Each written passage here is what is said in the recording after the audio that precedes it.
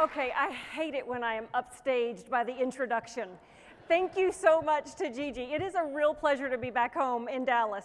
As Gigi said, as soon as I got out of law school, I hightailed it to the Dallas County District Attorney's office right across the river over there and was a prosecutor. And when I was given the opportunity to join the very fledgling Family Violence Division back in 1994,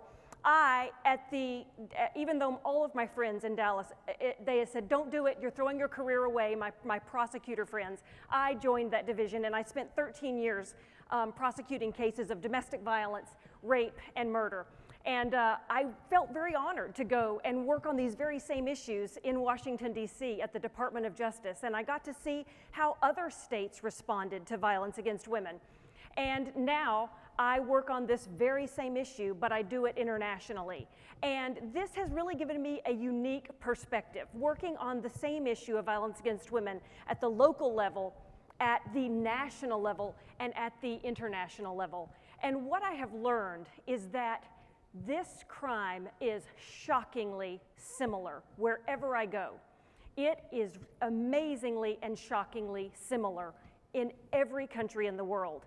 Now, I can say that to you, that's been my experience, but recently we had the World Health Organization confirm what I have been saying, which is that, number one, the first thing they said was that the number one form of violence against women, it is plain old domestic violence. It is not these other crimes that we might hear about. It is domestic violence, and that 30% of women worldwide have experienced physical or sexual violence by their intimate partner. That's a high number. That's almost 1 in 3. What does it look like in the United States?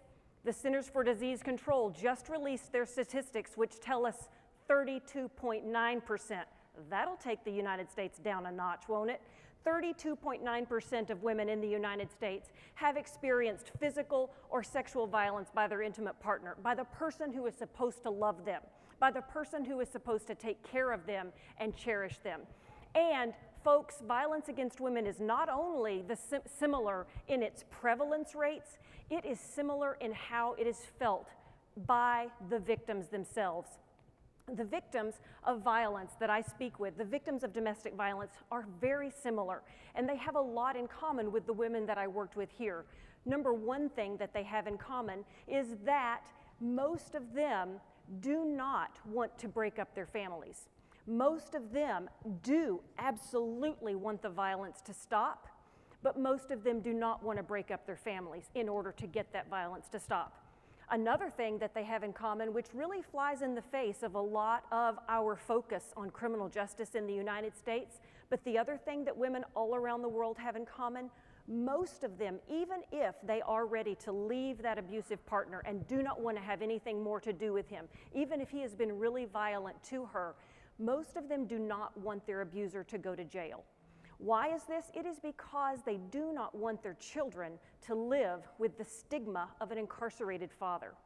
Additionally, these are practical times. They do not want their abuser sitting in jail, eating low-bid bologna and drinking warm Kool-Aid. They want him out working and supporting the children, helping her support those children. So it's usually not what my victims wanted, whether they're here in the United States or around the world. Another thing that is shockingly similar is defendants. Despite an abuser's outward bravado, the vast majority of them are very similar. Number one, they are deeply insecure. Number two, they are extremely jealous, almost to an irrational degree. And number three, they really fear one thing. They are terrified that their partner is going to leave them.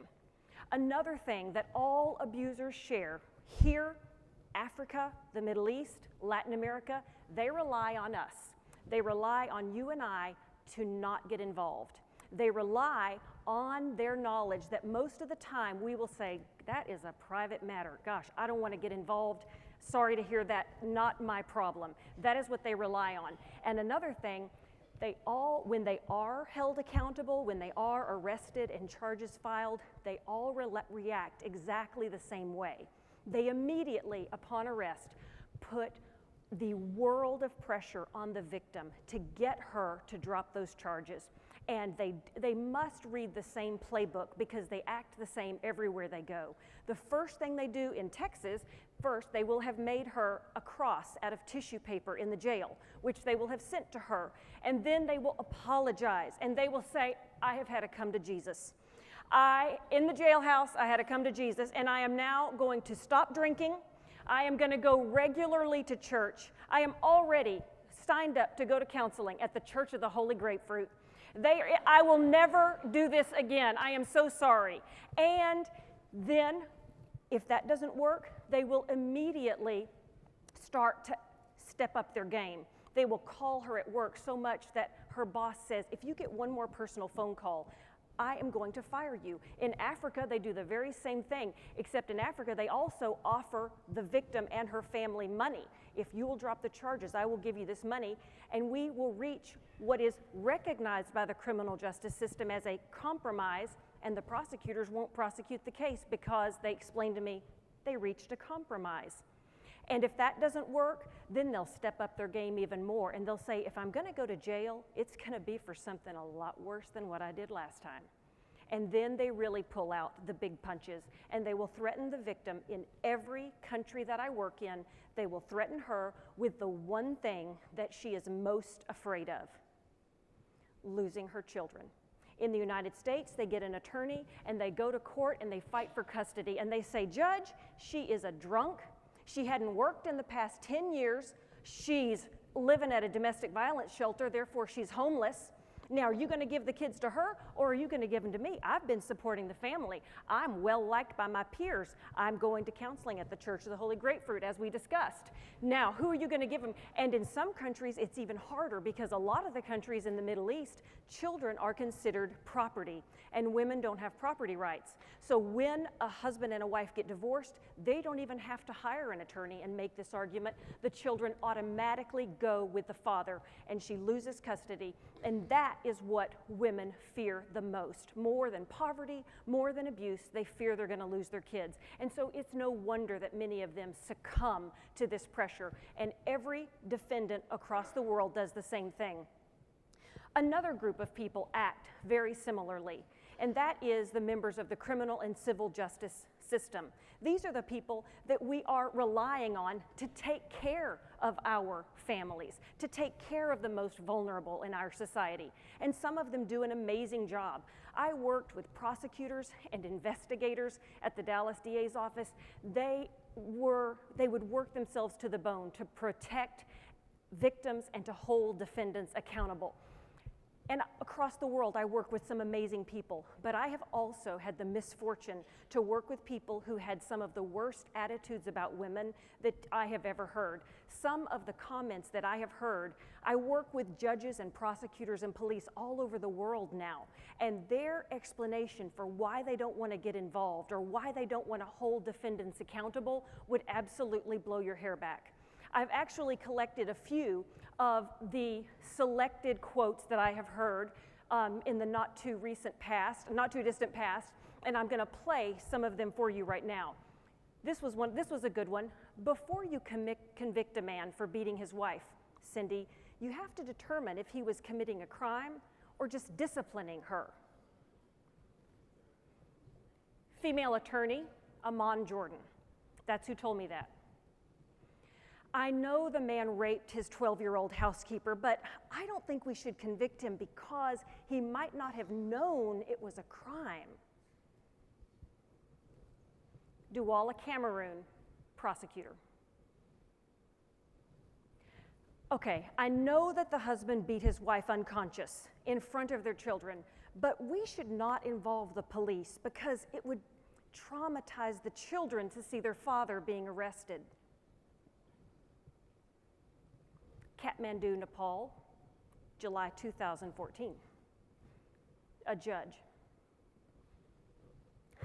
I am not going to send a man to jail for beating up a piece of trash.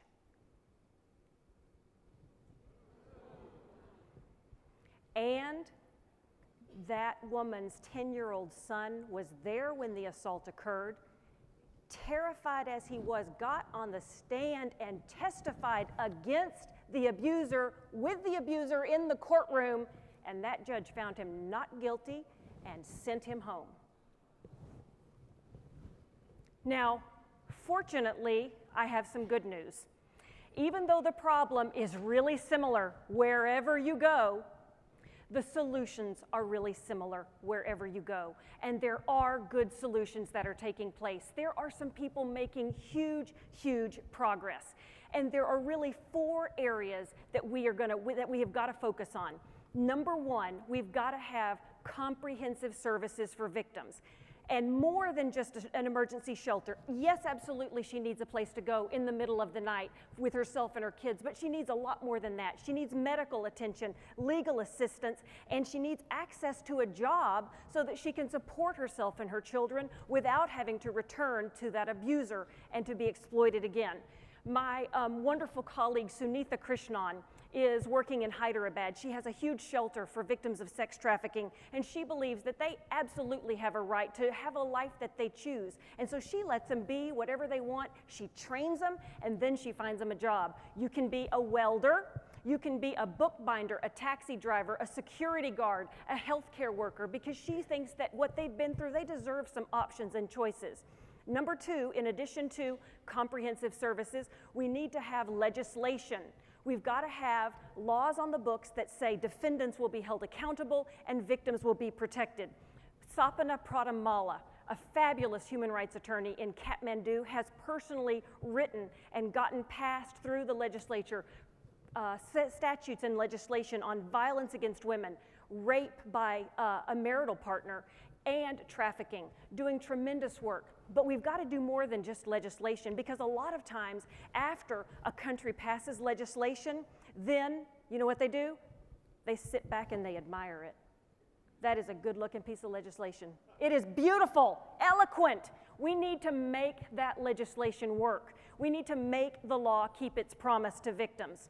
And fortunately, people like Prudence Galega from Yaoundé, Cameroon, are doing just that. After she got the law passed in Cameroon, she is working so hard to get that law implemented by the people on the ground, police officers, prosecutors, and judges. She's convincing them and teaching them not only how to implement the law, but why they should bother to do so. Because until you change their mind and make them want to do it, they're not gonna do it. They have to believe that they should.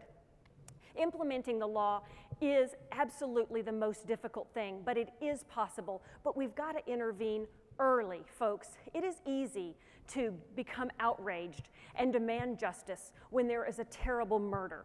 It is easy to be outraged and demand action when an NFL football player knocks his partner unconscious on an elevator and a security camera catches the whole thing. That's easy. We need to be courageous. We need to be involved early on in a domestic violence situation. We need to stop it before it gets to that murder or that knocking unconscious.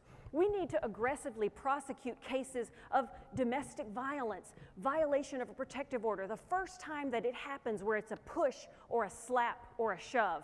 And this requires a different attitude, because most prosecutors, they think, I am a great prosecutor if I can prosecute a murder case.